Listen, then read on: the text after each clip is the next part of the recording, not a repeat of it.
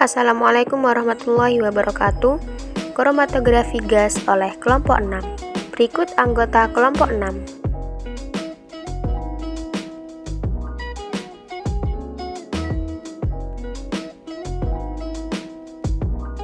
Pengertian kromatografi gas.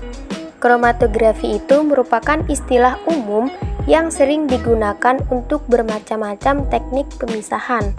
Nah, jadi kromatografi itu merupakan cara pemisahan campuran yang didasarkan oleh perbedaan distribusi dari komponen campuran, di mana terdapat dua fase, yaitu fase diam atau stationary dan fase bergerak atau mobile. Nah, kromatografi gas itu merupakan metode pemisahan dan deteksi senyawa-senyawa yang mudah menguap dalam suatu campuran. Selanjutnya adalah fungsi dari kromatografi gas. Nah, di sini fungsi dari kromatografi gas setidaknya ada 5. Yang pertama, untuk pemisahan senyawa dalam suatu sampel. Yang kedua, untuk menghitung kadar senyawa dalam suatu sampel. Yang ketiga, untuk pengujian kemurnian suatu senyawa. Yang keempat, untuk mengidentifikasi senyawa yang ada pada suatu sampel. Yang kelima atau yang terakhir, untuk menyiapkan suatu senyawa murni dari suatu sampel. Mengutip dari website Pusat Teknologi Sumber Daya Energi dan Industri Kimia, beberapa aplikasi penggunaan instrumen GC atau kromatografi gas di dalam bidang penelitian yaitu gasifikasi dan pirolisa, kemudian produksi biogas dan sintetis metanol. Namun, bagaimana dengan pengaplikasian yang lainnya?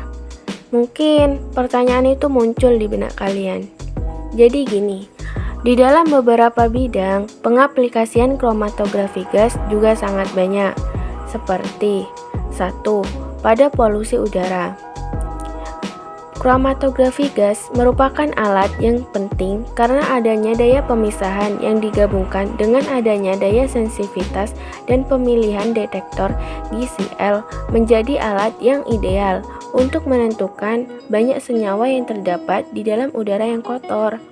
Yang kedua, klinik. Nah, di klinik, kromatografi gas menjadi alat untuk menangani senyawa-senyawa dalam klinik seperti asam-asam amino, karbonhidrat, O dalam darah, dan lain-lain. Yang ketiga, pada bidang farmasi dan obat-obatan. Nah, pada bidang ini, kromatografi gas dalam pengontrolan kualitas, analisa, hasil-hasil baru dalam pengamatan metabolisme dalam zat-zat alir biologi. Yang keempat, bahan-bahan pelapis. Nah, di sini digunakan untuk menganalisa polimer-polimer setelah dipiloralisa, karet, dan resin-resin sintesis. Yang kelima, minyak atsiri. Di sini digunakan untuk pengujian kualitas terhadap minyak permen, jeruk sitrat, dan lain sebagainya. Yang terakhir, pada perminyakan. Nah, di sini kromatografi gas dapat digunakan untuk memisahkan dan mengidentifikasi hasil-hasil dari gas-gas hidrokarbon yang ringan. Bagian-bagian kromatografi gas. Nah, gambaran pada alat kromatografi gas di dalamnya seperti pada gambar berikut, yaitu terdapat carrier gas, flow controller, injector port, kolum oven, detektor, dan recorder.